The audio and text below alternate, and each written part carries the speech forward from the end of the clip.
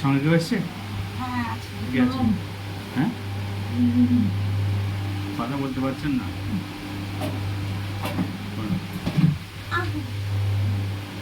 আমার ছেলেরা আসবে তারপর দেখাবো। ও, তাহলে আমারটা আমি দেখাই, তাহলে ছেলেরা আসুক। হ্যাঁ, ছেলে আসছে। ওনাকে বাইরে ফ্যানের তলা বসে দিয়ে আসুন। হ্যাঁ, আমার দুনার দুই ছেলে আসছে তো ওদেরকে দিয়েছে তো।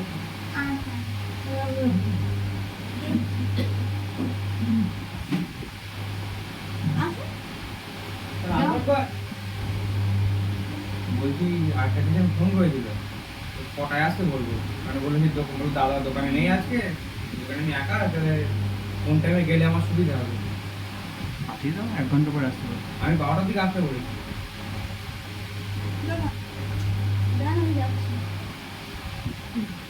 আমি যাবো তো ওনারটা ধরো। এই রাতটা চলছে না না? আপনার প্রতিবেশী? আরো বাড়ির পাশে আমার ছেলেরা এসে, দুটো ছেলে এসছে। হ্যাঁ। আমার কি রিপোর্ট দেখাবো নাকি? আমার এই হাতটা নাম বলুন আগে। আন্না বেবি। হ্যাঁ, আন্না বেবি। আন্না।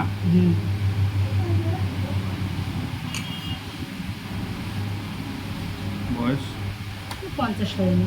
50? না, হয়নি। 48? হ্যাঁ, কি অসুবিধা হচ্ছে?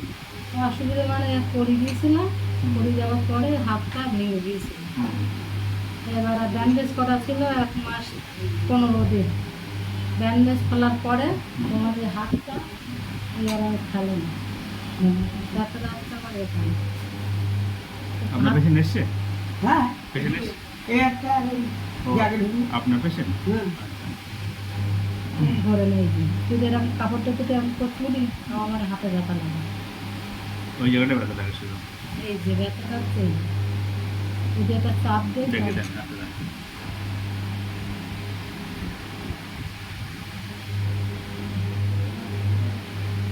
ব্যথা লাগছে? একটু জড়িয়ে করলে লাগবে।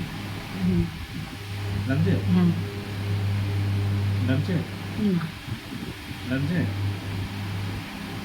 কিছু কোনো কাজ করতে লাগছে? না। শুধু উপরে দিলে লাগছে? হ্যাঁ, এই এরকম ঘুরে উঠতে পারিনি এইটুকু। আচ্ছা, এই ব্যথাটা কবে থেকে? হাত ভেঙে যাওয়ার পরের থেকে? পরের থেকে। হ্যাঁ, মানে হাত ভাঙার পরের থেকে ব্যথা? হ্যাঁ, হ্যাঁ। আচ্ছা, এই ব্যান্ডেজ করা ছিল হাতে? হ্যাঁ, 1 মাস ব্যান্ডেজ ছিল, 1 ব্যান্ডেজ মাস 15 দিন ব্যান্ডেজ ছিল। ছিল, হ্যাঁ। তারপরেও ঠিক হয়নি না? না। আচ্ছা, বাড়িতে কোনো ওষুধ খাচ্ছেন?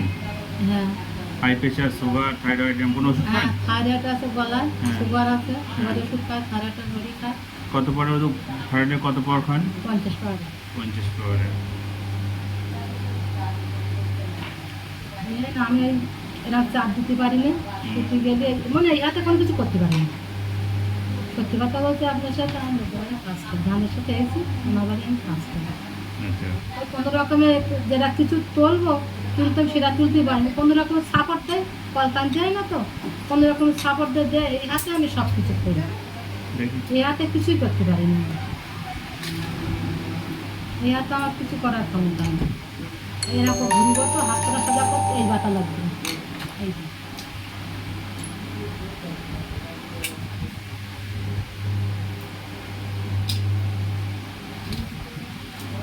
এগুলো জিজ্ঞাসা করুন। এরা চাপ দিতে পারিনি যে আমরা নামাজ পড়বো, তো নামাজ পড়তে গেলে আমি চেয়ারে বসে নামাজ পড়ি, কিন্তু কোনো চাপ দিতে পারিনি এই হাতে, কোনো কিছু না। কতদিন আগে ভেঙেছিল হাতটা? তারপরে 1 বছর হয়ে গেছে। 1 বছর আগে ভেঙেছিল। হ্যাঁ, প্লাস্টার করে কতদিন রাখা ছিল? 1 মাস 15 দিন। 1 মাস 15 দিন রাখা ছিল। আচ্ছা, ওখানে কি ভেঙে গিয়েছিল না চির গিয়েছিল?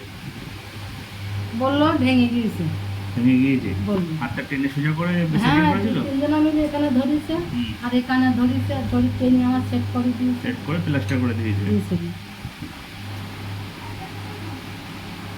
মেন হচ্ছে এই যে হাত আর ধরে না। তো ওই ডাক্তার কাছে আবার গিয়েছিলাম, হ্যাঁ তা বললো কি যে তোমার ওই মনে চেক করতে হবে, করলে হাতটা কল সোজা হবে।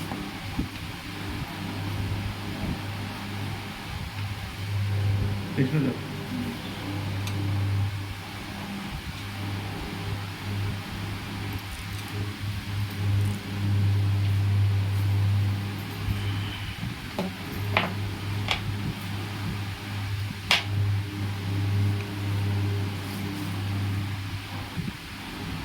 কিছু পরিবার যদি চলবে তো সেগুলো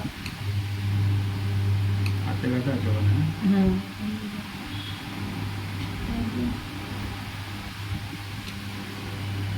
হাতের একটা সেটিংটা ঠিক পাইনি, হ্যাঁ হ্যাঁ সেটিংয়ের সমস্যা ভেঙে গিয়েছিল তো, সেটিংটা আমি পারফেক্ট করে সত্যি কথা বলছি আপনার সঙ্গে, আমি তো ডাক্তার মানুষ, আমি আরজি করে গিয়েছিলাম, আমার একটা দিদির মেয়ে ওখানে বাড়ি তো, এবার ও নিয়ে গিয়েছিল আমাদের, তা ডাক্তারটা হাড়ের ডাক্তার দেখেছিলাম, তা বললো কি যে আপনার মাসিরে তোমার কেজির সামনে তার জন্য 7,000 টাকা দিলে প্রতিদিন একটা করে ইঞ্জেকশন করবে আমার। তা আমার বন্ধুবার থেকে আমার ওই মাসির বাড়ি অনেক দূরে, সে বর্ডারের সাইডে বাড়ি, তো ওখানটা এত দূর আসবে কী করে। এবার বলার পরে তা আবার থেকে যে কেজির সামনে ওই একটা করে ইঞ্জেকশন করলে ওই হাত আগের মতন হয়ে যাবে স্বাভাবিক। তা আমার বন্ধু জামাই বলছে তাই আমি তো টাকাটা দেবো, বন্ধুরা একটু বড় লোক, যদি না হয়, যদি হাত যদি সেট না হয় টাকাটা তোমার জন্ম দিলে যাবে। একটু ঠিক করে পেরেটা দিয়ে। আমার কিছু নেই।